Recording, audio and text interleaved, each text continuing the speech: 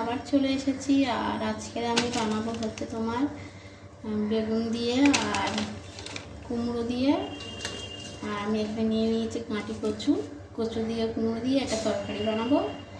আর হবে মাংস স্টু।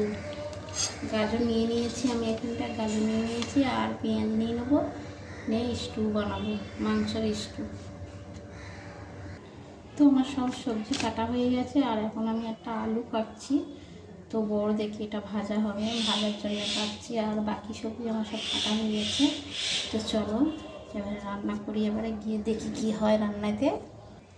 তো আমার সবজি কাটা হয়ে গেছে, আমি সবই কেটে নিয়েছি একসাথে।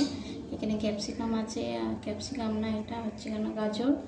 আর এখানটা আলু আছে, আলু গাজর দিয়ে আর পেঁয়াজ নিয়ে নিয়েছি, পেঁয়াজ দিয়ে স্যুপ হবে আর এটা তরকারি হবে। তাই আমি সব একসাথে কেটে নিয়েছি, নিয়ে একসাথে ধুয়ে নেব। তো এবারে আমার ভাত বসে গেছে আর এখানে আমি প্রেশারে স্টু করবো। এই স্টুর জন্য আমি কটা মাংস নিয়ে নিয়েছি, এই মাংসটা ধুয়ে নিয়েছি আর ওখানে সবজি নিয়ে নিয়েছি। এবার আমি গ্যাসটা জ্বালিয়ে দেবো, দিয়ে আমি একে একে সব দিয়ে দেবো। তো আমি এবারে বসিয়ে দিয়েছি প্রেশার কুকারটা। আর প্রেশার কুকারে মাংস দিলে অবশ্যই তোমরা দেখতে পারবে না, কারণ প্রেশার কুকারটা খুব বড়ো, তো তার জন্য দেখতে পারবে না। তো আমি এবার এটা কড়া বসিয়েছি আলু ভাজার জন্য। আমি আলুটা দিয়ে দেবো। আর এখানে আমি গোটা গরম মশলা রেখেছিলাম, সেগুলো দিয়ে দিচ্ছি।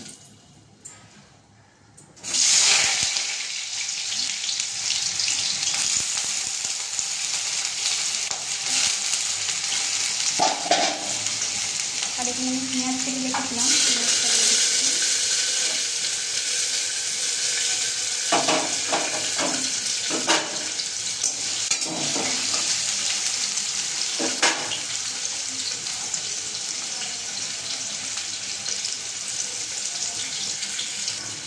আর পেঁয়াজটা আমার হালকা ভাজা হয়ে গেছে।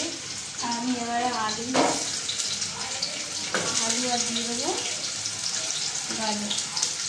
গাজর আর আলু কেটে রেখেছিলাম, দিয়ে দিলাম।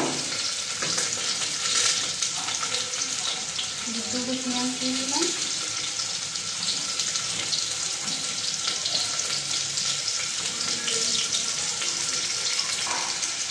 সবজিগুলো আমি দিয়ে দিয়েছি আর একটু ভাজা ভাজা হয়ে গেলে আমি মাংসটা দিয়ে দেবো। একটু নুন দিয়ে দিলাম।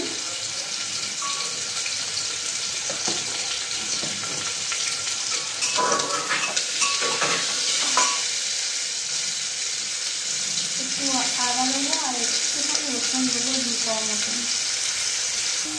তো আদাও আমি দিয়ে দিয়েছি। আর এবারে আমি মাংসগুলোটা এটার মধ্যে দিয়ে দেবো, দিয়ে হালকা হাতে একটু নেড়ে আমি সেটাতে জল দিয়ে বন্ধ করে দেবো।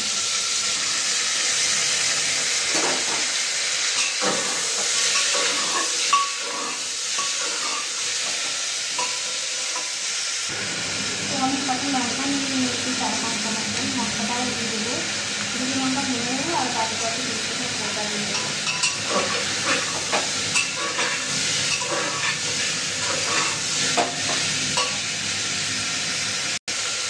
মাংসটা আমার কষা হয়ে গেছে আর এবার আমি জল দিয়ে দেবো। খুব একটা বেশি জল দেবো না, মানে আন্দাজ অনুযায়ী জল দেবো। সেটা জল বেশি হয়ে গেলে ঠিক আছে, ভালো লাগে।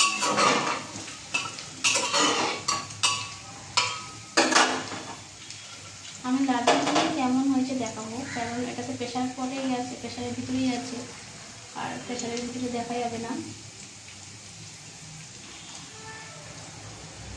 ব্যাস, এবারে আমি এটাকে ঢাকা দিয়ে দেবো।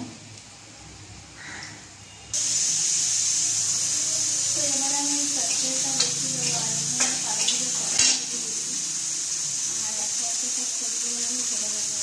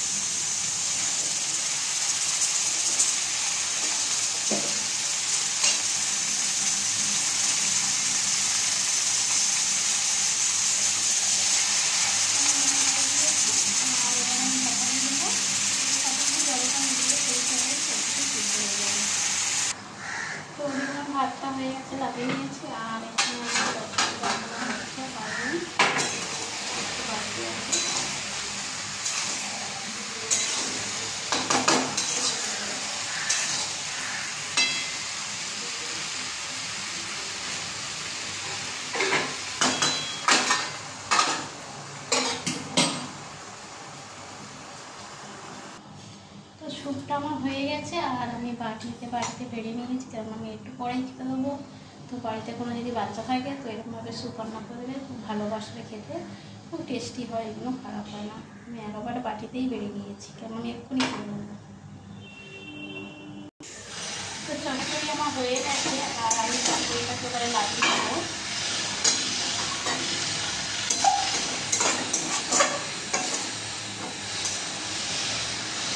আমার হয়ে গেছে।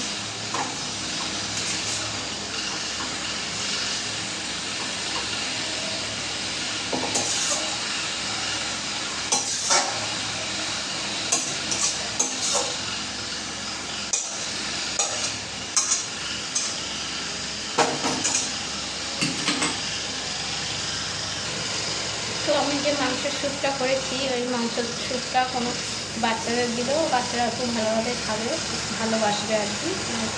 স্যুপটা খুব সুন্দর টেস্ট হয়। আর আমার আজকের এই রান্না ছিল, রান্না শেষ হয়ে গেছে।